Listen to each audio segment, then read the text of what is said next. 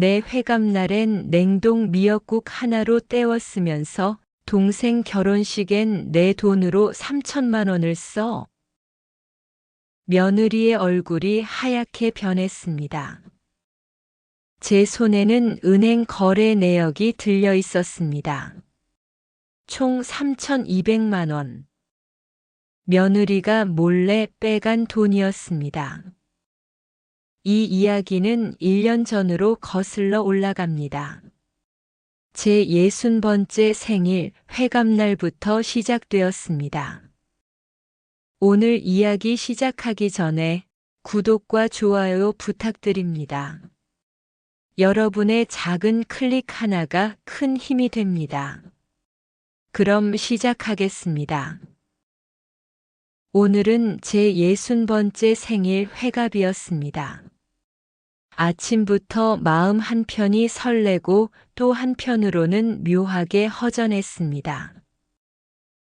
40년 넘게 작은 슈퍼마켓을 운영하며 손님들 생일은 다 챙겨드렸는데 정작 제 생일은 제대로 챙긴 적이 없었거든요. 그래도 환갑날만큼은 다르지 않을까. 아들 민수와 며느리 소희가 무언가 준비했을 거라는 기대가 가슴 한구석에 있었습니다. 거실 탁자에 앉아 아침 햇살을 받으며 기다렸습니다. 평소보다 일찍 머리도 빗고 오래된 옷장에서 괜찮은 옷도 꺼내 입었습니다. 거울을 보니 제법 단정해 보이더군요. 손자 준범이가 할머니 예쁘다 하며 안아주던 얼굴이었습니다. 아들이 먼저 나왔습니다. 어머니 생신 축하드립니다. 짧은 인사였지만 진심이 담긴 목소리였습니다. 민수는 예나 지금이나 착한 아이였습니다. 다만 했습니다. 며느리 소희가 늦게 방에서 나왔습니다. 화장을 진하게 한 얼굴에 명품 가방을 어깨에 맨 채였습니다. 제 얼굴을 힐끗 보더니 대수롭지 않다는 듯 말했습니다. 아, 어머니 생신이었죠? 요즘 같은 세상에 환갑잔치를 누가 해요? 돈 낭비잖아요. 가슴이 철렁했습니다. 돈 낭비. 제 60해가 그저 돈 낭비라니. 그래도 간단하게라도. 제 목소리가 떨렸습니다. 며느리 소희는 핸드폰을 만지작거리며 아들에게 말했습니다. 당신, 어머니 미역국 좀 끓여드려. 냉동실에 있을 거야. 나 친구 만나러 가봐야 해. 그렇게 며느리는 집을 나갔고 아들은 어쩔 줄 몰라 하며 부엌으로 갔습니다. 선물은 없었습니다. 축하 문자도 작은 케이크도 없었습니다. 냉동 미역국 하나뿐이었습니다. 혼자 거실에 남아 찬 바람이 스며드는 창문을 바라봤습니다. 지난 40년이 주마등처럼 스쳐 지나갔습니다. 이른 새벽 가게 문을 열고 늦은 밤까지 계산대에 앉아있던 날들. 아들 대학 등록금, 결혼자금, 집 마련 비용. 모두 제가 모은 돈이었습니다. 8억이라는 재산이 하루아침에 생긴 게 아니었습니다. 그런데 며느리는 제가 가난하다고 생각하는 것 같았습니다. 아니, 설령 가난하다 해도 환갑날 미역국 하나로 때우는 게 맞는 건가요? 정말이지 내가 이 집에서 뭐란 말인가. 점심때가 되어 아들이 끓인 미역국을 마주했습니다. 국물이 텁텁했습니다. 소금도 덜 들어간 것 같았습니다. 그래도 한 숟갈, 두 숟갈 떠먹었습니다. 아들이 미안한 듯 저를 쳐다봤지만 아무 말도 하지 못했습니다. 맛있다. 고맙구나. 거짓말이었습니다. 목구멍으로 넘어가지 않았습니다. 저녁이 되어 딸 수진이가 전화를 걸어왔습니다. 엄마 생신 축하해요. 오늘 새언니가 뭐 해줬어요? 미역국 끓여줬단다. 전화 너머로 딸의 한숨 소리가 들렸습니다. 엄마 죄송해요. 제가 가까이 살았으면. 괜찮아. 수진아, 너는 내일 잘하고 있으니까. 통화를 끊고 나니 더 허전했습니다. 딸마저 멀리 있으니 이 집에서 제 편은 아무도 없었습니다. 밤이 되어 며느리가 돌아왔습니다. 손에는 쇼핑백이 가득했습니다. 새 옷을 산 모양이었습니다. 제 생일 선물은 없었지만 자기 옷은 샀더군요. 잠들기 전 우연히 며느리가 거실에 두고 간 핸드폰에서 불빛이 났습니다. SNS 알림이었습니다. 보려던 건 아니었는데 화면에 떠오른 글이 눈에 들어왔습니다. 시어머니 환갑. 솔직히 귀찮았지만 집에서 해결 크크. 요즘 누가 환갑잔치를 해요? 미역국 하나면 충분하죠. 그 밑에는 친구들의 댓글이 달려 있었습니다. 역시 똑똑하네 크크. 시댁 행사 패스 성공. 핸드폰을 내려놓고 제 방으로 돌아왔습니다. 가슴이 무너져 내렸습니다. 귀찮았다고, 해결했다고, 미역국 하나면 충분하다고. 제 60해 인생이 그저 귀찮은 일이었다니. 침대에 누워 천장을 바라봤습니다. 눈물이 나려 했지만 참았습니다. 이 나이에 눈물은 사치지. 그래, 참자. 하지만 잠은 오지 않았습니다. 며느리의 그 글이 머릿속에서 맴돌았습니다. 그날 밤 저는 결심했습니다. 이대로는 안 되겠다고. 제가 뭘 해야 할지는 몰랐지만 이 모욕을 그냥 삼킬 수는 없었습니다. 창밖으로 겨울바람이 차갑게 불어왔습니다. 제 60번째 생일은 그렇게 쓸쓸하게 지나갔습니다. 회감날 이후 석 달이 흘렀습니다. 집안 분위기는 여전했습니다. 아니, 어쩌면 더 차가워진 것 같았습니다. 며느리는 제게 필요한 말만 했고 저 역시 먼저 말을 걸지 않았습니다. 아들은 그 사이에서 눈치만 보며 회사와 집을 오갔습니다. 슈퍼마켓은 이제 매니저에게 맡기고 저는 가끔 들러 장부만 확인했습니다. 40년을 하루도 쉬지 않고 서 있던 그 가게에서 이제는 손님이 된 기분이었습니다. 세월은 참 빠르게 흐르더군요. 어느 봄날 오후였습니다. 우편함에서 화려한 봉투 하나를 발견했습니다. 청첩장이었습니다. 며느리 친정 남동생의 결혼식이었습니다. 이준호 김미소의 결혼식에 초대합니다. 봉투 안에는 고급스러운 청첩장과 함께 손편지가 들어 있었습니다. 며느리가 쓴 글씨였습니다. 어머니, 제 남동생 준호가 드디어 결혼합니다. 꼭 참석해 주세요. 평소와 달리 공손한 말투였습니다. 친정 행사라서 그런지 목소리 톤도 다른 것 같았습니다. 다음 날 저녁 며느리가 거실 소파에 앉아 통화를 하고 있었습니다. 저는 부엌에서 설거지를 하고 있었는데 며느리의 목소리가 또렷하게 들렸습니다. 엄마, 걱정하지 마. 준호 신혼집 가전제품은 내가 다 사줄게. 설거지하던 손이 멈췄습니다. 응. 냉장고, 세탁기, TV, 에어컨 다 최신형으로. 얼마? 한 3천만 원 정도 들 것 같은데 문제 없어. 내가 다 준비할게. 며느리의 목소리는 밝고 자신감에 차 있었습니다.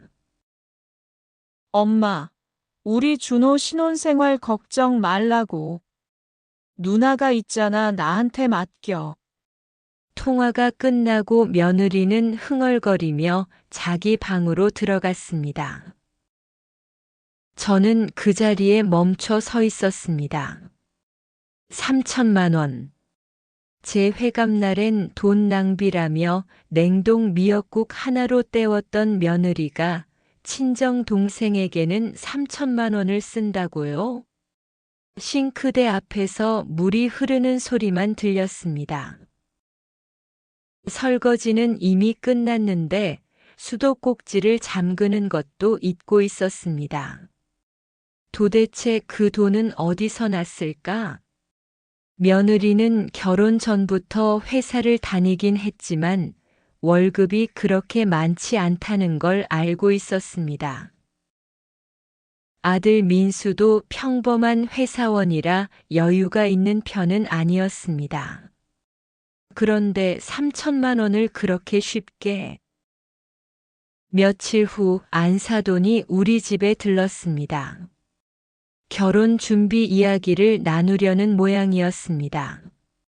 저는 차를 준비해 거실 테이블에 내놓았습니다.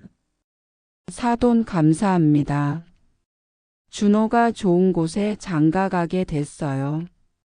안사돈이 웃으며 말했습니다. 우리 소희가 동생을 얼마나 챙기는지 몰라요. 신혼집 가전을 다 사준다고 하더라고요.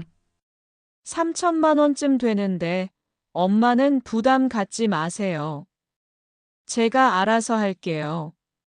며느리가 자랑스럽게 말했습니다. 친정 어머니 앞에서는 효녀였습니다. 저는 차를 마시며 조용히 두 사람을 지켜봤습니다. 며느리의 얼굴에는 자신감과 뿌듯함이 가득했습니다. 친정을 위해 무언가를 해준다는 것이 그렇게 기쁜 모양이었습니다. 그런데 왜 시댁에는 그러지 않았을까? 가슴 한편이 시렸습니다. 그날 밤 잠이 오지 않았습니다. 침대에 누워 천장을 바라보며 생각했습니다.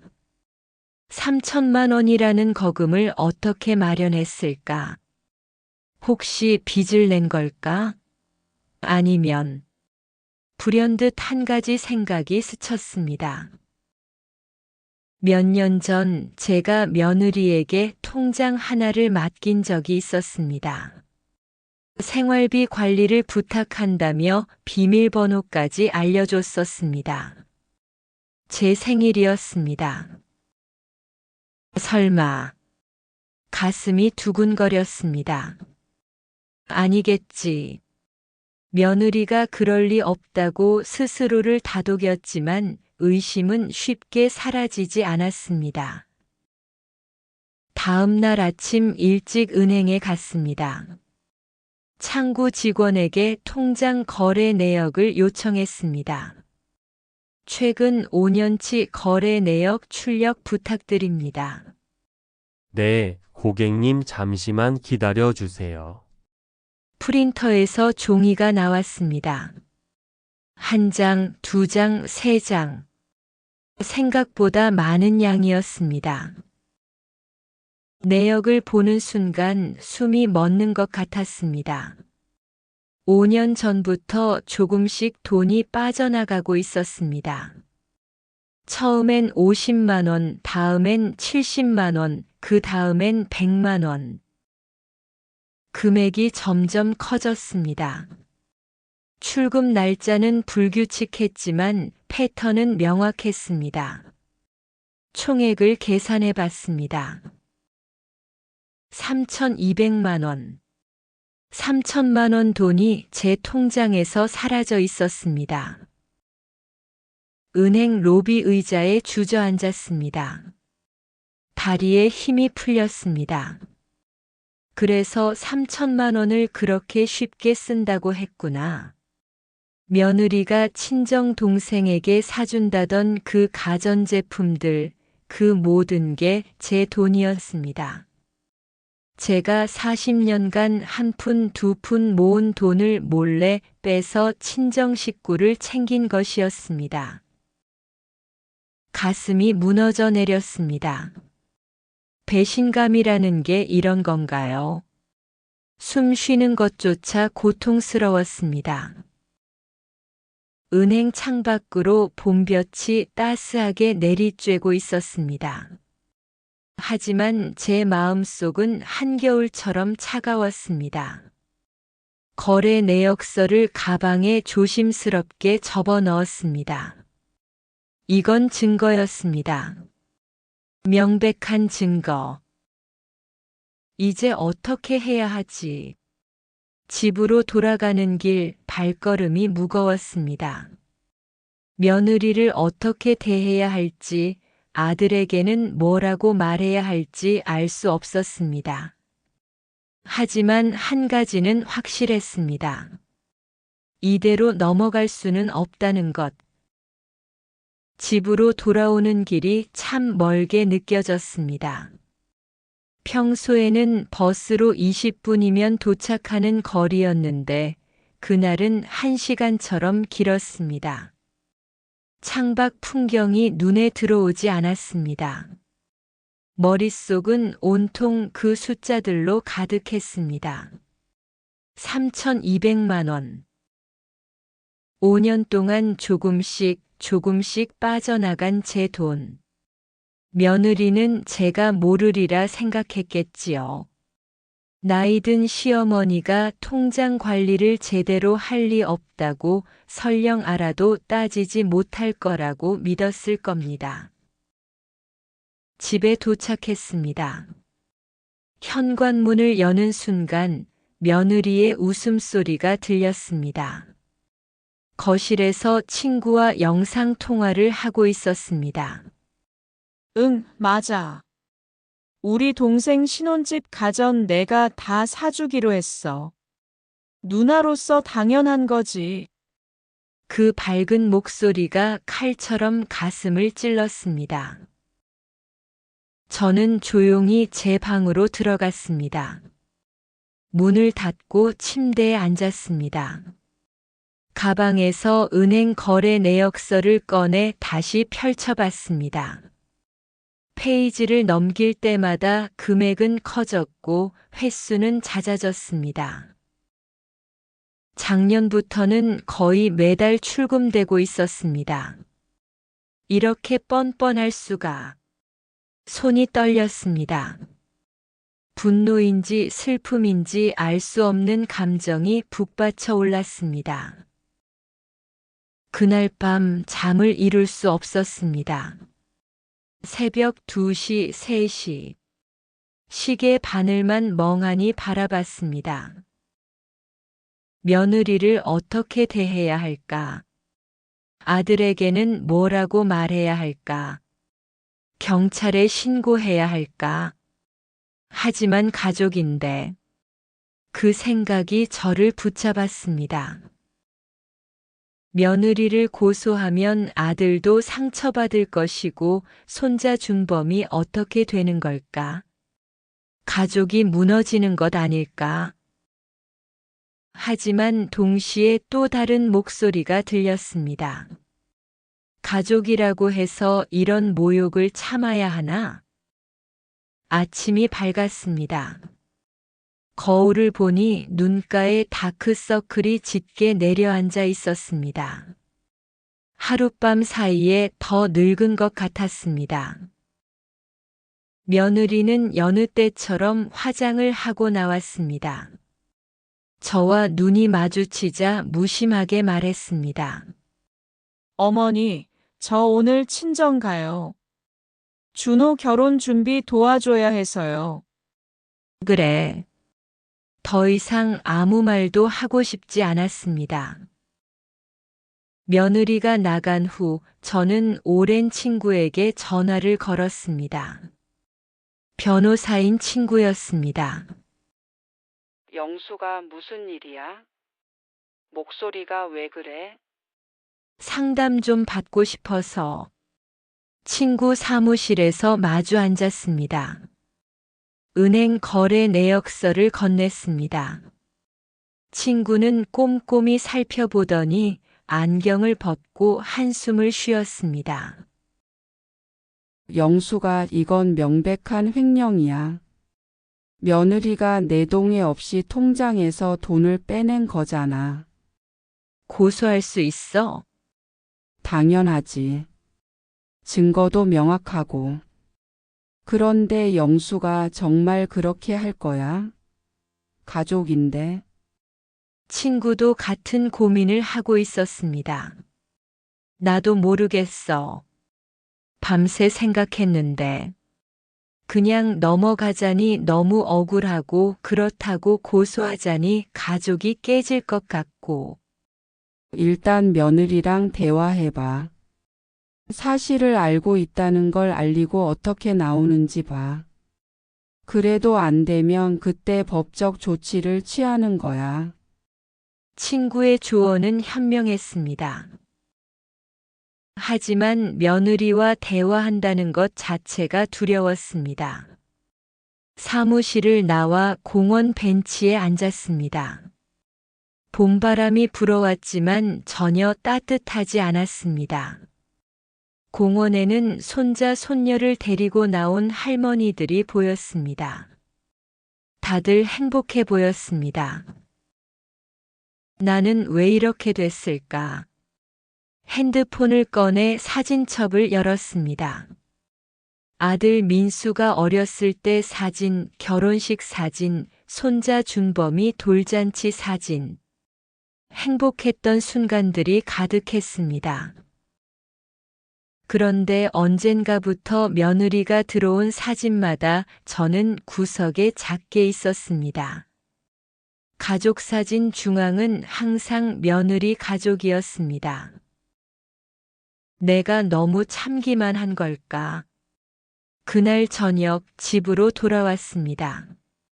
며느리는 아직 친정에서 돌아오지 않았고 아들만 거실에 있었습니다. 어머니 어디 다녀오셨어요? 그냥 좀 나갔다 왔다. 얼굴이 안 좋으신데 어디 편찮으세요? 착한 아들이었습니다. 하지만 그 착함이 때로는 무책임으로 느껴졌습니다. 어머니와 아내 사이에서 눈치만 보는 모습이 답답했습니다. 민수야, 네, 어머니. 너 내 아내 잘 아니? 아들이 당황한 표정을 지었습니다. 갑자기 왜 그러세요? 그냥 궁금해서. 소희는 좋은 사람이에요. 가끔 좀 강하긴 한데 착해요. 착하다. 그 말이 웃음이 나올 뻔했습니다. 내 어머니 통장에서 3천만 원을 몰래 빼간 사람이 착하다고. 하지만 말하지 않았습니다. 아직은 아니었습니다. 밤이 깊어갔습니다. 며느리가 돌아왔습니다. 손에는 백화점 쇼핑백이 들려 있었습니다. 또 쇼핑을 한 모양이었습니다. 제 방에서 문틈으로 며느리를 지켜봤습니다. 며느리는 거울 앞에서 새로 산 옷을 입어보며 만족스러운 표정을 짓고 있었습니다. 그 옷들도 내 돈으로 산 거겠지. 가슴이 먹먹했습니다. 침대에 누워 결심했습니다. 이제는 참지 않기로. 하지만 감정적으로 대응하지는 않기로. 냉정하게, 정확하게 며느리가 한 일의 대가를 치르게 만들기로요. 내일부터 증거를 더 모으기 시작할 것입니다. 은행 거래 내역뿐만 아니라 며느리가 SNS에 올린 게시물들, 가전제품 구매 영수증까지 모든 것을 수집할 것입니다. 그리고 때가 되면 모든 것을 드러낼 것입니다. 창밖으로 달빛이 차갑게 비쳤습니다. 제 마음도 그만큼 차가워지고 있었습니다. 며느리야, 너는 아직 모르고 있겠지. 내가 건드린 사람이 누군지. 며칠이 지났습니다.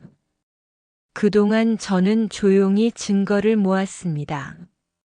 며느리가 외출할 때마다 거실에 놓인 서류들을 확인했고 쓰레기통에서 영수증을 건졌습니다. 백화점 명품 가방 영수증, 고급 레스토랑 영수증, 화장품 영수증. 모두 제 통장에서 나간 돈으로 산 것들이었습니다. 혼자 이 일을 감당하기가 버거웠습니다. 누군가에게 털어놓고 싶었지만 아들에게는 말할 수 없었습니다. 딸 수진이에게 전화를 걸었습니다.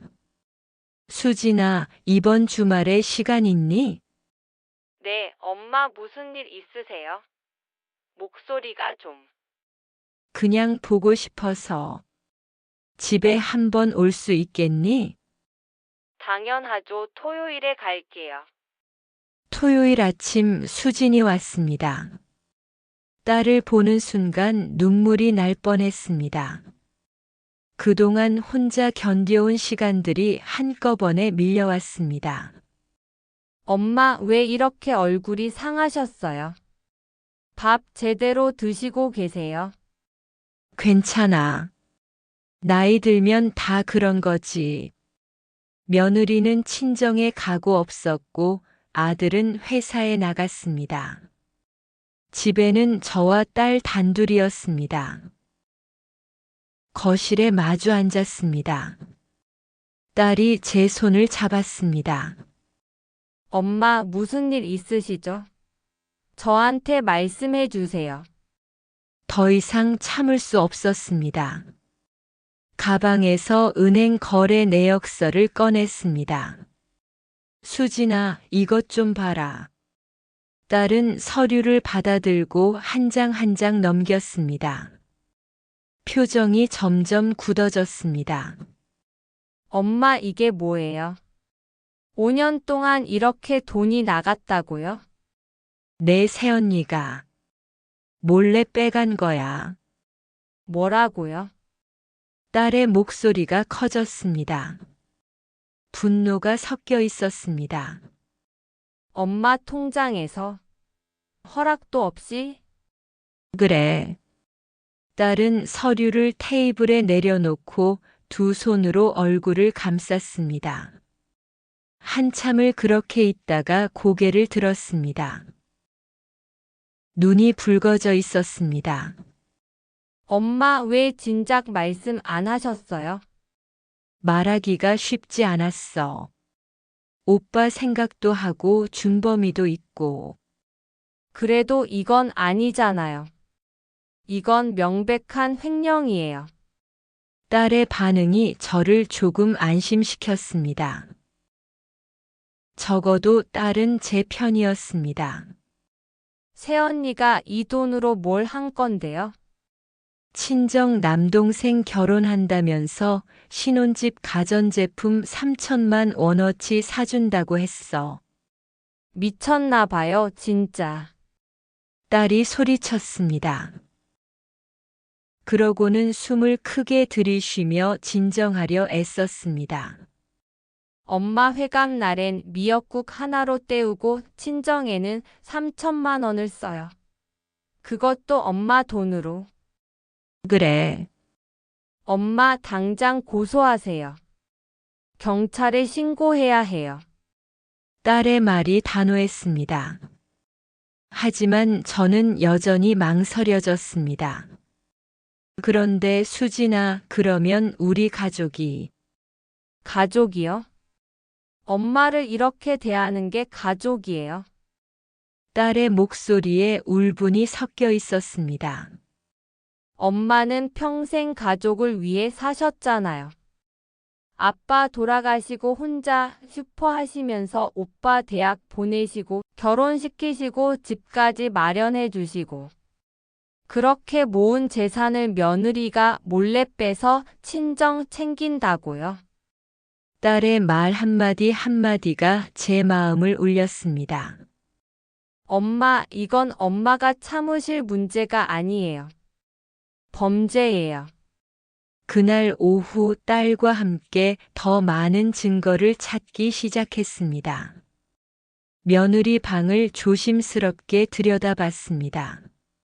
서랍장을 열자 각종 영수증과 서류가 나왔습니다. 딸이 핸드폰으로 하나하나 사진을 찍었습니다. 엄마, 이거 다 증거예요. 새언니 SNS도 캡처해야 해요. 딸은 며느리 SNS 계정을 찾아 게시물들을 스크린샷으로 남겼습니다. 명품 가방 자랑, 고급 레스토랑 인증샷, 시댁 걱정 없는 삶 같은 글들이 가득했습니다. 이거 봐요, 엄마. 시댁 행사는 간단하게 패스. 이게 엄마 회관날 올린 글이에요. 딸의 손이 떨리고 있었습니다. 그날 저녁 딸과 조용히 차를 마시며 앉았습니다. 엄마, 제가 옆에서 도와드릴게요. 혼자 감당하지 마세요. 고맙다, 수진아. 엄마는 지금까지 너무 착하게만 사셨어요. 이제는 엄마가 대우받으실 차례예요. 딸의 말이 가슴에 와닿았습니다. 그런데 수진아, 오빠는 오빠 생각하지 마세요. 오빠가 지금까지 엄마 편을 들어준 적 있어요. 맨날 새언니 눈치만 보잖아요. 딸의 말이 냉정했지만 사실이었습니다. 새언니가 뭘 잘못했는지 확실히 알아야 해요. 그래야 다시는 이런 일이 안 생기죠. 밤이 깊어갔습니다. 딸은 저를 안아주며 말했습니다. 엄마, 무서워하지 마세요. 제가 있잖아요. 우리 끝까지 가요. 딸이 돌아간 후 혼자 방에 앉아 생각했습니다. 이제는 확실해졌습니다. 이 문제를 더 이상 묻어둘 수 없다는 것. 며느리가 저지른 일은 반드시 밝혀져야 한다는 것. 책상 위에 쌓인 증거 서류들을 바라봤습니다. 은행 거래 내역, 영수증, SNS 캡처. 모든 것이 명확했습니다. 이제 남은 것은 타이밍이었습니다. 언제, 어떻게 이 진실을 드러낼 것인가. 며느리 친정 동생 결혼식이 2달 후였습니다. 며느리가 3천만 원어치 가전제품을 자랑스럽게 전달할 그날. 그때가 적기였습니다. 그날 모든 걸 밝힐 거야. 마음속으로 다짐했습니다. 이제는 혼자가 아니었습니다. 딸이 함께였습니다. 창밖으로 별빛이 반짝였습니다. 오랜만에 마음이 조금 가벼워진 기분이었습니다. 복수는 차갑게 식혀서 내놓는 게 가장 달다고 하더군요. 저는 지금 그 차가운 복수를 준비하고 있었습니다. 2달이 흘렀습니다. 그동안 저는 평소처럼 행동했습니다. 며느리에게 아무것도 모르는 척했고 아들에게도 티를 내지 않았습니다. 하지만 마음속에서는 매일 그날을 준비하고 있었습니다. 딸 수진이는 일주일에 한 번씩 집에 와서 저를 격려해 줬습니다. 엄마, 조금만 참으세요. 곧 끝나요. 응, 알아. 고맙다. 며느리는 결혼식 준비로 바빴습니다. 매일같이 친정에 가서 이것저것 챙기고 SNS에는 동생 결혼 준비 중 누나가 다 책임진다. 라는 글을 올렸습니다. 그 글 밑에는 친정 가족들의 칭찬 댓글이 주렁주렁 달려 있었습니다. 소혜 누나 최고. 우리 준호 복 많아. 제 손가락은 그 댓글들을 스크린샷으로 저장하고 있었습니다. 모두 증거였습니다. 드디어 결혼식 날이 왔습니다. 화창한 토요일 오후였습니다. 며느리는 새벽부터 일어나 화장을 하고 원피스를 입었습니다. 거울 앞에서 만족스러운 표정을 지으며 립스틱을 다시 바르더군요. 어머니, 오늘 제 동생 결혼식이니까 같이 가실 거죠? 그래야겠지.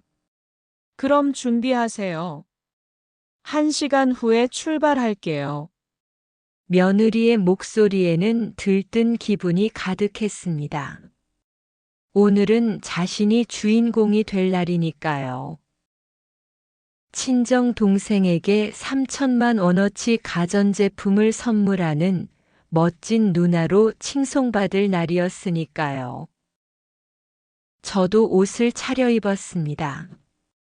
딸 수진이가 며칠 전에 사다 준 새 한복이었습니다. 엄마, 오늘은 이거 입으세요. 당당하게 가셔야죠. 딸의 말이 떠올랐습니다. 결혼식장은 서울 한복판의 고급 호텔이었습니다. 로비에는 화려한 꽃장식이 가득했고 하객들은 모두 깔끔한 옷차림이었습니다. 며느리는 친정 가족들에게 둘러싸여 웃고 있었습니다. 친정 어머니가 며느리 손을 꼭 잡으며 말했습니다. 소희야, 정말 고맙다. 내가 없었으면 준호 결혼이 이렇게 성대하지 못했을 거야. 엄마, 당연한 거잖아요. 제 동생인데. 며느리의 얼굴에는 자부심이 가득했습니다. 저는 멀찍이 서서 그 모습을 지켜봤습니다. 가슴 한편이 차갑게 식어가는 것을 느꼈습니다. 예식이 시작되기 전 신랑 신부가 양가 부모님과 함께 사진을 찍었습니다. 며느리가 하객들 앞에서 마이크를 잡았습니다. 오늘 제 동생 준호가 결혼합니다. 누나로서 작은 선물을 준비했는데요. 신혼집에 필요한 가전제품 일체입니다. 하객들이 박수를 쳤습니다. 와 하는 감탄사가 여기저기서 터져 나왔습니다. 역시 소혜 씨 대단하네. 동생 사랑이 대단해요. 며느리는 환하게 웃으며 인사했습니다. 마치 세상을 다 가진 듯한 표정이었습니다. 저는 조용히 자리에서 일어났습니다. 이제 때가 됐습니다. 예식장 밖으로 나와 안사돈을 찾았습니다. 로비 한 구석에 앉아 차를 마시고 계셨습니다. 사돈 어른, 잠깐 말씀 좀 나눌 수 있을까요? 아, 사돈 무슨 일이세요? 저는 가방에서 서류 봉투를 꺼냈습니다. 은행 거래 내역서, 영수증, SNS 캡처본. 그동안 모은 모든 증거가 들어 있었습니다. 이것 좀 보시겠습니까? 친정 어머니가 서류를 받아들었습니다. 한 장 한 장 넘기시더니 얼굴이 하얗게 변했습니다. 이게 무슨... 사돈 어른, 오늘 소희가 준호에게 선물한다는 그 가전제품들. 모두 제 통장에서 나간 돈입니다. 네? 5년 동안 소희가 제 통장에서 몰래 돈을 빼갔습니다. 총 3,200만 원입니다. 그 돈으로 친정 식구들을 챙긴 겁니다. 안사돈의 손이 떨리기 시작했습니다. 아니, 그럴 리가. 소희가 그럴 아이가 아닌데. 여기 은행 거래 내역이 있습니다. 출금 날짜와 금액이 모두 기록되어 있습니다. 그리고 이건 소희가 산 명품들의 영수증입니다. 모두 제 돈으로 산 거예요. 서류를 보던 친정 어머니의 눈에서 눈물이 흘러내렸습니다. 사돈 정말 죄송합니다. 제가 몰랐습니다. 사돈 어른께서 잘못하신 건 없습니다. 다만 진실을 알아주셨으면 해서 말씀드린 겁니다. 그때 며느리가 로비로 들어왔습니다. 저와 친정 어머니가 함께 있는 모습을 보고 다가왔습니다. 엄마, 무슨 얘기 하세요? 며느리의 목소리가 밝았습니다. 아직 아무것도 모르는 표정이었습니다. 친정 어머니가 며느리를 똑바로 쳐다봤습니다. 눈빛이 차가웠습니다. 소희야, 이게 뭐니? 서류를 며느리에게 내밀었습니다. 며느리가 서류를 보는 순간 얼굴에서 혈색이 사라졌습니다. 이건 시어머니 통장에서 5년 동안 돈을 빼간 게 사실이니? 엄마, 그게 아니라 그 돈으로 우리한테 가전제품 사줬다는 거야? 친정 어머니의 목소리가 떨렸습니다. 분노와 수치심이 섞인 목소리였습니다. 주변 하객들이 하나둘 쳐다보기 시작했습니다. 엄마, 여기서 그러지 마요. 사람들이 봐요. 사람들이 보는 게 문제야? 내가 지금 뭘 한 건지 알아? 며느리가 저를 쳐다봤습니다. 눈빛에는 당황과 원망이 섞여 있었습니다. 어머니, 저한테 왜 이러세요? 왜냐고? 소희야, 네가 내 회갑날엔 돈 낭비라며 미역국 하나로 때웠으면서 친정 동생에게는 내 돈으로 3천만 원 썼잖아. 제 목소리는 조용했지만 단호했습니다.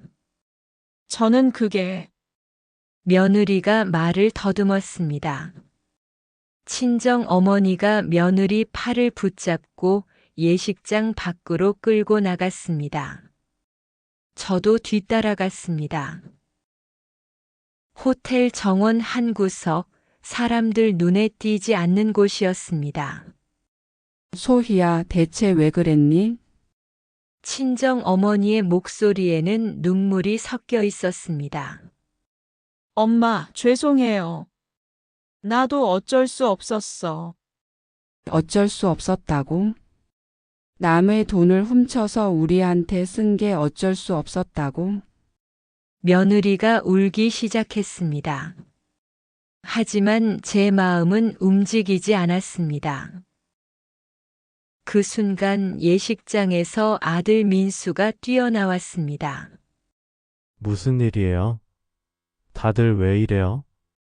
아들이 당황한 표정으로 물었습니다. 민수야. 제가 조용히 불렀습니다. 내 아내가 5년 동안 내 통장에서 3천만 원을 몰래 빼갔단다. 아들의 얼굴이 굳었습니다. 뭐라고요? 이제 모든 것이 드러났습니다. 결혼식은 계속되었지만 우리 가족의 시간은 멈춰 있었습니다. 호텔 정원 벤치에 앉아 서류를 펼쳐 놓았습니다. 아들 민수가 떨리는 손으로 은행 거래 내역을 넘겼습니다. 한 장, 두 장, 세 장. 얼굴은 점점 창백해졌습니다. 이게 정말이에요, 어머니? 응. 5년 동안이야. 며느리는 벤치 한 구석에 쪼그리고 앉아 울고 있었습니다. 아까의 당당함은 온데간데 없었습니다. 화려한 원피스가 초라해 보였습니다. 친정 어머니가 딸 앞에 섰습니다. 소희야, 고개 들어 도망치지 마. 엄마 죄송해요. 죄송하다고? 그게 지금 할 말이니? 친정 어머니의 목소리가 떨렸습니다. 수치심과 분노가 뒤섞인 목소리였습니다. 우리가 너한테 뭐가 부족해서 이런 짓을 하라고 했니? 시어머니 돈을 훔쳐서까지 우리를 챙겨야 했어? 엄마는 몰라요. 시댁에서 얼마나 힘든지. 며느리가 변명을 늘어놓기 시작했습니다. 어머니는 저한테 늘 무시하는 눈빛으로 쳐다봤어요. 제가 뭘 해도 만족하지 않으셨고, 제 가슴이 철렁했습니다. 그러면 남의 돈을 훔쳐도 된다는 거야? 제 목소리가 나왔습니다. 차갑고 날카로웠습니다.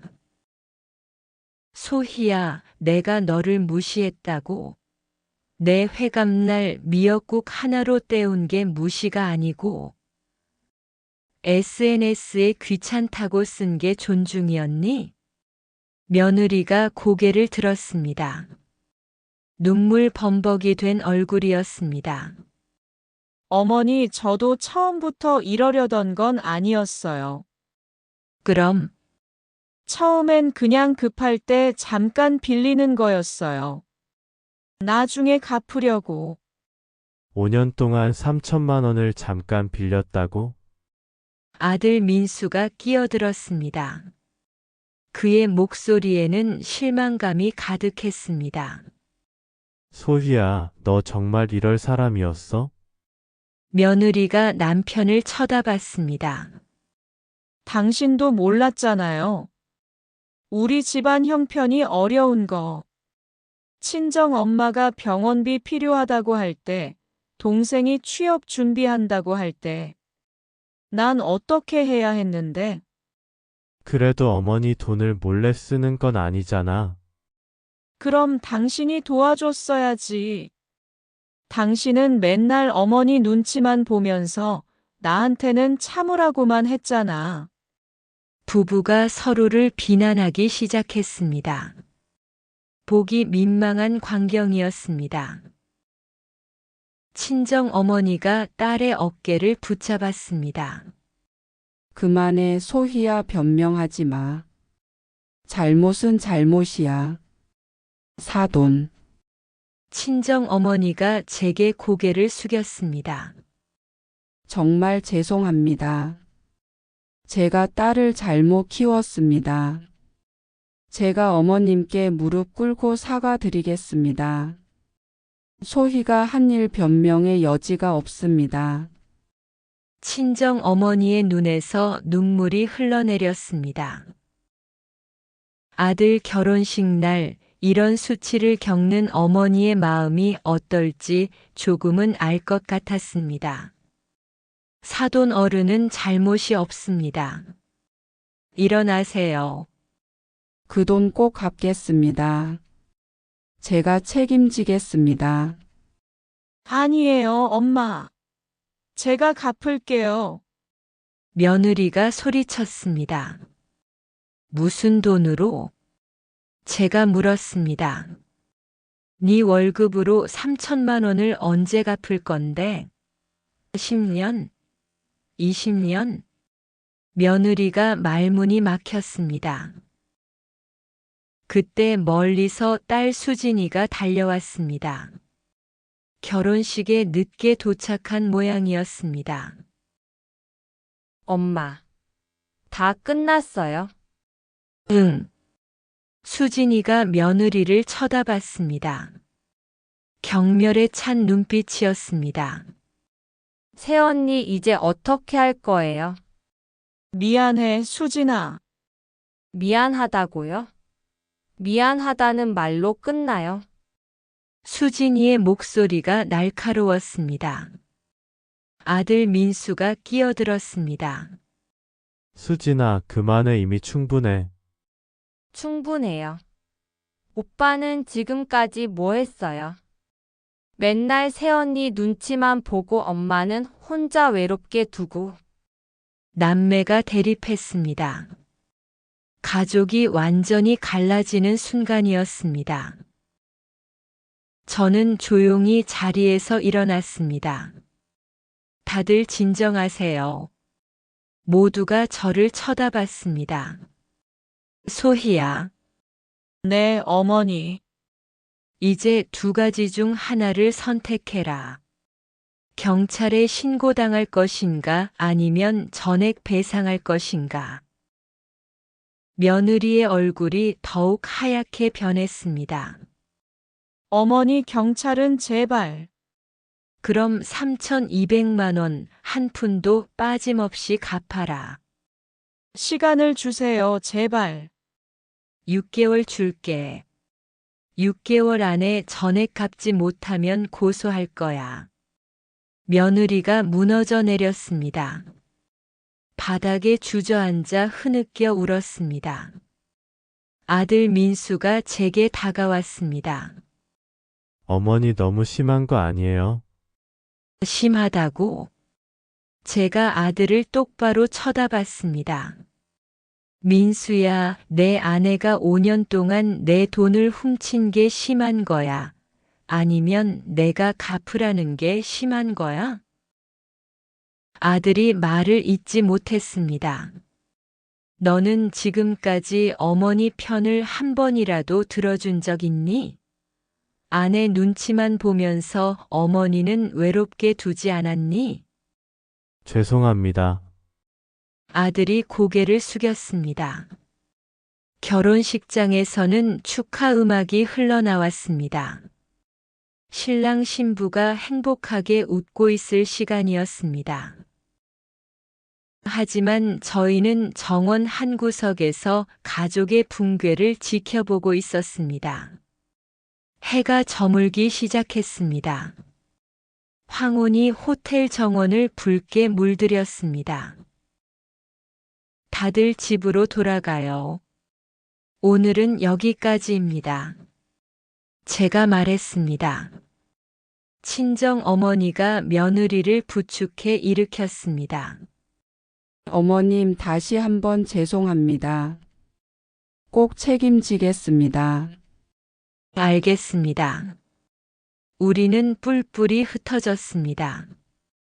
며느리는 친정 어머니와 함께 갔고 아들은 혼자 차를 타고 갔습니다. 딸 수진이만 저와 함께 택시를 탔습니다. 택시 안에서 딸이 제 손을 잡았습니다. 엄마 잘하셨어요. 그런가? 당연하죠. 이제 새언니도 정신 차릴 거예요. 하지만 제 마음은 편하지 않았습니다. 가족이 이렇게 무너지는 것을 원했던 건 아니었는데 결과는 참담했습니다. 집에 도착했습니다. 텅 빈 거실이 유난히 넓어 보였습니다. 며느리가 정말 6개월 안에 돈을 갚을 수 있을까? 아들과 며느리의 관계는 어떻게 될까? 이 가족은 다시 회복될 수 있을까? 수많은 질문이 머릿속을 맴돌았습니다. 6개월이 흘렀습니다. 며느리는 한 푼도 갚지 못했습니다. 아니, 갚으려는 노력조차 보이지 않았습니다. 처음 한 달은 사과 문자를 보내고 집에 들러 용서를 빌었지만 그것도 잠시뿐이었습니다. 2달째부터는 연락이 뜸해지더니 석 달째에는 아예 전화도 받지 않았습니다. 아들 민수는 그 사이 아내와 별거를 시작했습니다. 며느리는 친정으로 들어갔고 아들은 혼자 우리 집에서 지냈습니다. 손자 준호는 며느리가 데려갔습니다. 조용한 집이었습니다. 너무 조용해서 때로는 숨소리조차 크게 들렸습니다.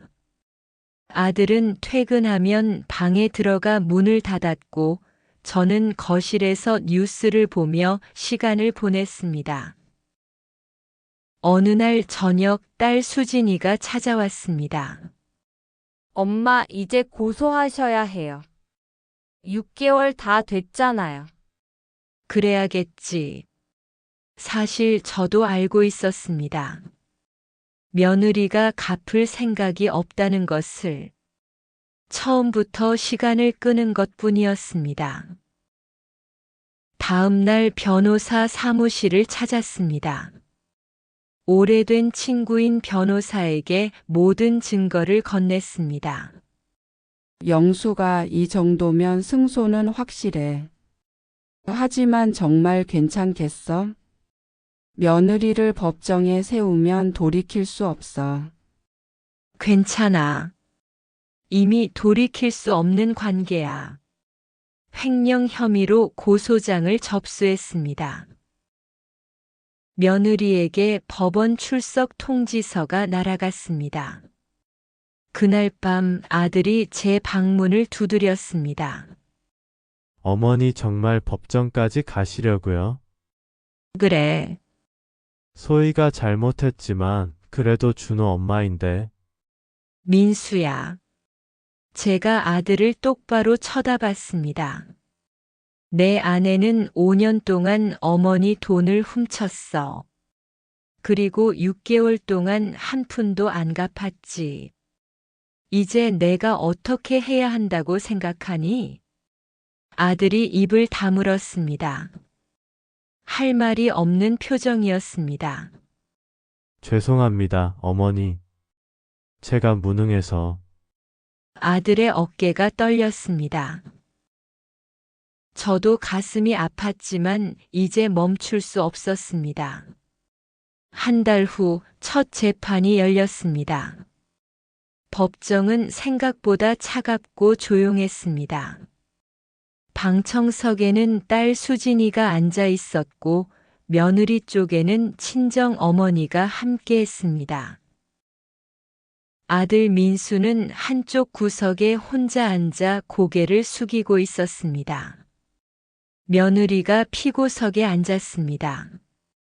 화려하던 모습은 온데간데 없었습니다. 수수한 옷차림에 화장기 없는 얼굴, 초췌해 보였습니다. 재판이 시작되었습니다. 검사가 증거를 제출했습니다. 5년간의 은행 거래 내역, 출금 기록, 며느리가 산 명품 영수증들, SNS 게시물 캡처. 모든 것이 차례대로 제시되었습니다. 며느리의 변호사가 변론했습니다. 피고인은 시댁에서 생활비 관리를 맡았고 통장 비밀번호도 알고 있었습니다. 이는 가족 간의 암묵적 동의가 있었다고 볼 수 있습니다. 하지만 검사가 반박했습니다. 생활비 관리와 개인적 용도의 출금은 전혀 다른 문제입니다. 피고인은 자신의 친정 가족을 위해 그리고 개인 사치품 구매를 위해 피해자 명의 통장에서 무단으로 금액을 인출했습니다. 재판장이 저를 쳐다봤습니다. 원고, 피고인에게 통장 관리를 맡기면서 출금에 대한 동의를 하신 적이 있습니까? 없습니다. 생활비 입출금만 부탁했을 뿐 다른 용도로 사용하는 것은 허락한 적이 없습니다. 피고인이 출금한 돈이 어디에 사용되었는지 알고 계셨습니까? 전혀 몰랐습니다. 며느리 친정 동생 결혼 준비 과정에서 우연히 알게 되었습니다. 며느리가 고개를 숙였습니다. 변명할 여지가 없었습니다. 증인 신문 시간이 되었습니다. 은행 직원이 증인석에 섰습니다. 피고인은 2020년부터 2025년까지 총 43회에 걸쳐 피해자 명의 통장에서 금액을 인출했습니다. 매번 피해자 본인이 아닌 피고인이 직접 출금했습니다. 피해자가 동행한 적은 없습니까? 단 한 번도 없었습니다. 항상 피고인 혼자 왔습니다. 안사돈이 증인석에 섰습니다. 눈이 붉어져 있었습니다. 제 딸이 시어머니 돈으로 저희 가족을 도왔다는 것을 뒤늦게 알았습니다. 저희는 전혀 몰랐습니다. 피고인이 준 돈이 어디서 났다고 생각하셨습니까? 딸의 월급으로 아니면 사위의 도움으로 생각했습니다. 설마 시어머니 돈을 훔친 줄은. 친정 어머니의 목소리가 떨렸습니다. 마지막으로 며느리에게 최후 진술 기회가 주어졌습니다. 며느리가 일어섰습니다. 죄송합니다. 저는 처음에는 정말 급해서 잠깐 빌리는 거라고 생각했습니다. 갚으려고 했습니다. 하지만 점점 금액이 커지고 어떻게 갚아야 할지 몰랐습니다. 며느리의 눈에서 눈물이 흘러내렸습니다. 저는 친정이 어려워서 엄마를 도와주고 싶었고 동생도 챙기고 싶었습니다. 그게 잘못된 방법이었다는 걸 이제는 압니다. 그렇다면 피해자의 회감날은 왜 소홀히 했습니까? 재판장이 물었습니다. 며느리가 말문이 막혔습니다. 대답할 수 없습니다. 재판이 끝났습니다. 판결은 2주 후에 나온다고 했습니다. 법정을 나서는데 며느리가 저를 붙잡았습니다. 어머니, 제발 용서해 주세요. 제가 잘못했어요. 소희야. 제가 며느리의 손을 뿌리쳤습니다. 6개월 동안 기회가 있었어. 진심으로 사과하고 갚으려는 노력이라도 보였다면 생각해 봤을 거야. 하지만 너는 도망가기만 했잖아. 며느리가 주저앉았습니다. 친정 어머니가 딸을 부축했습니다. 2주 후 판결이 나왔습니다. 며느리는 횡령 혐의로 유죄 판결을 받았습니다. 징역 1년에 집행유예 2년 그리고 전액 배상 명령이 내려졌습니다. 법원은 며느리에게 3,200만 원과 이자를 합쳐 총 3,500만 원을 갚으라고 판결했습니다. 판결문을 받아들고 법원을 나왔습니다. 딸 수진이가 제 팔을 잡았습니다. 엄마 이겼어요. 그래. 하지만 승리의 기쁨은 없었습니다. 가족이 완전히 무너진 것 같았습니다. 집으로 돌아오는 길 하늘이 흐렸습니다. 비가 올 것 같았습니다. 이게 내가 원했던 결말일까? 가슴 한편이 텅 빈 것 같았습니다. 1년이 흘렀습니다. 판결 이후 많은 것이 변했습니다. 아들 민수는 결국 이혼을 결정했습니다. 며느리는 친정으로 돌아가 편의점 알바로 빚을 갚기 시작했습니다. 매달 50만 원씩 제 통장으로 입금되었습니다. 3,500만 원을 다 갚으려면 앞으로도 5년은 더 걸릴 계산이었습니다. 손자 준범이는 며느리가 키우고 있었습니다. 한 달에 한 번 아들이 데려와 주말을 함께 보냈습니다. 준범이는 할머니를 보면 환하게 웃었지만 아이 눈빛 어딘가에는 어른들의 갈등이 남긴 그림자가 어려 있었습니다. 미안하구나, 준범아. 아이를 안을 때마다 마음이 무거웠습니다. 아들 민수는 예전보다 말이 없어졌습니다. 회사에서 돌아오면 저녁을 함께 먹고 방으로 들어갔습니다. 가끔 준범이 사진을 보며 한숨 쉬는 모습이 보였습니다. 민수야, 괜찮니? 네, 어머니 괜찮습니다. 하지만 괜찮지 않다는 것을 알 수 있었습니다. 아들도 저도 모두 상처받았습니다. 봄이 왔습니다. 저는 61세가 되었습니다. 어느 토요일 아침 딸 수진이가 집에 왔습니다. 손에는 커다란 쇼핑백이 들려 있었습니다. 엄마 오늘 나랑 외출하실 거예요. 어디 가는데? 비밀이에요. 일단 이거 입으세요. 쇼핑백에서 새 한복이 나왔습니다. 연보랏빛 치마 저고리였습니다. 아름다웠습니다. 수진아, 이게 뭐니? 엄마 회갑잔치 해드리려고요. 1년 늦었지만. 가슴이 뭉클했습니다. 이제 와서 무슨? 엄마는 제대로 된 회갑잔치 한 번 못 받으셨잖아요. 오늘은 엄마 날이에요. 딸이 제 손을 잡았습니다. 따뜻했습니다. 한복을 입고 거울을 봤습니다. 1년 전보다 주름이 깊어졌지만 오늘만큼은 괜찮아 보였습니다. 딸과 함께 차를 타고 도착한 곳은 작은 한식당이었습니다. 조촐하지만 따뜻한 분위기의 식당이었습니다. 문을 열고 들어가자 깜짝 놀랐습니다. 아들 민수가 서 있었습니다. 정장을 차려입고 손에는 꽃다발을 들고 있었습니다.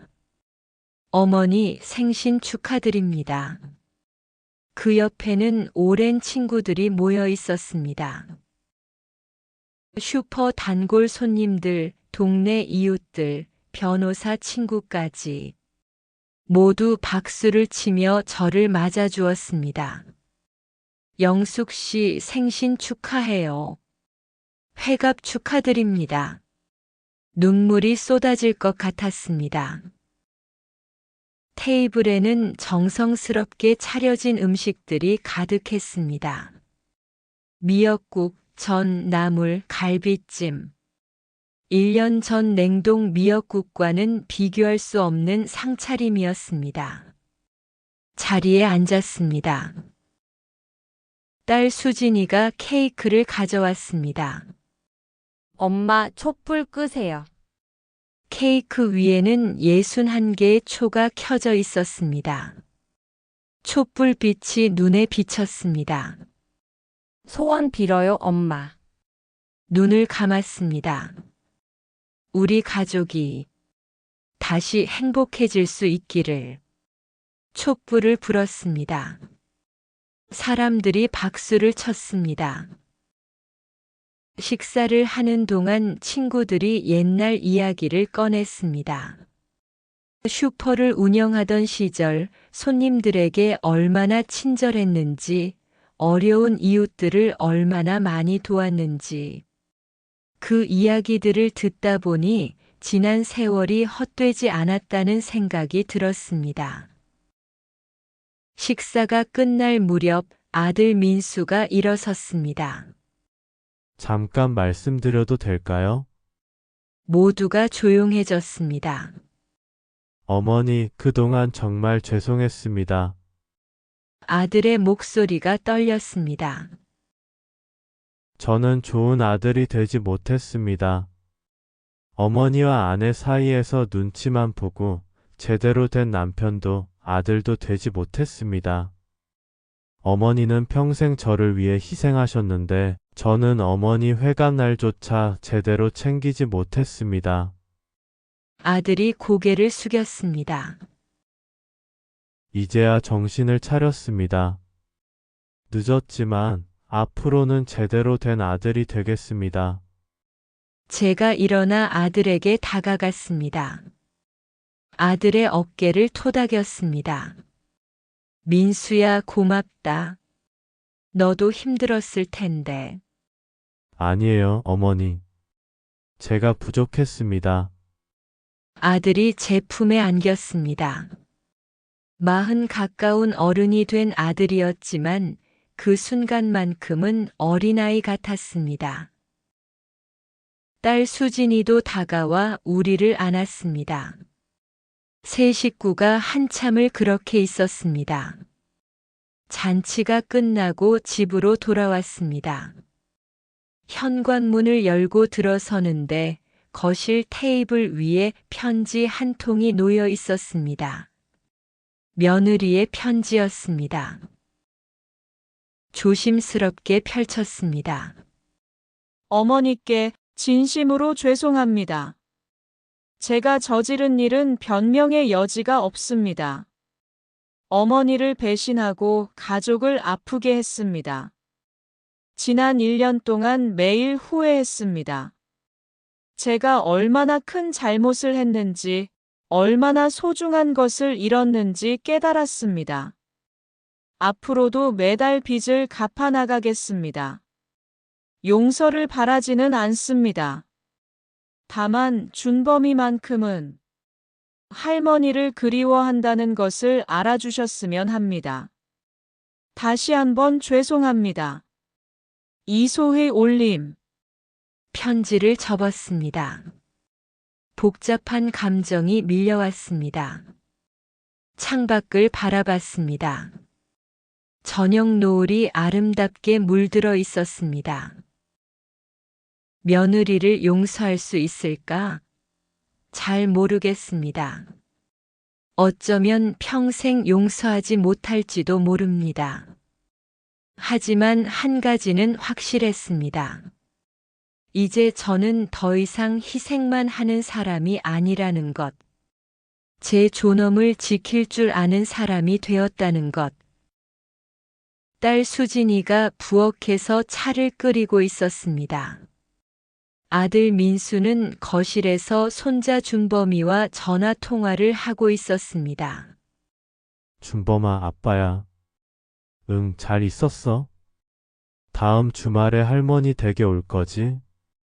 아들의 목소리가 밝아졌습니다. 저는 소파에 앉아 오늘 받은 꽃다발을 바라봤습니다. 연분홍 장미였습니다.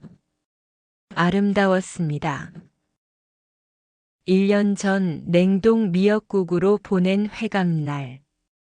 그 모욕과 상처가 저를 여기까지 오게 했습니다. 그 아픔이 없었다면 저는 계속 참기만 하며 살았을 겁니다. 이제는 압니다. 차별 대우는 결국 대가를 치른다는 것을. 존중은 돈으로 살 수 없다는 것을. 그리고 가장 중요한 것은 나 자신을 사랑하고 지키는 것이라는 것을. 딸이 따뜻한 차를 건넸습니다. 엄마, 행복하세요? 그래. 행복하다. 진심이었습니다. 창밖으로 봄바람이 불어왔습니다. 새로운 계절이 시작되고 있었습니다. 저의 인생도 새로운 계절을 맞이하고 있었습니다. 이제 61세. 남은 시간을 저는 제 방식대로 당당하게 살아갈 것입니다. 손자 준범이와 함께 공원을 산책하고 딸과 함께 여행도 가고 아들과 함께 따뜻한 저녁을 먹을 것입니다. 그리고 무엇보다 저 자신을 아끼고 사랑할 것입니다. 이제 내 인생의 주인공은 나야. 차를 마시며 미소 지었습니다. 오랜만에 마음이 편안했습니다. 밖에서는 새들이 지저귀고 집 안에서는 가족의 웃음소리가 들렸습니다. 완벽하지 않지만 이것이 제 삶이었습니다. 그리고 저는 이 삶을 사랑하기로 했습니다.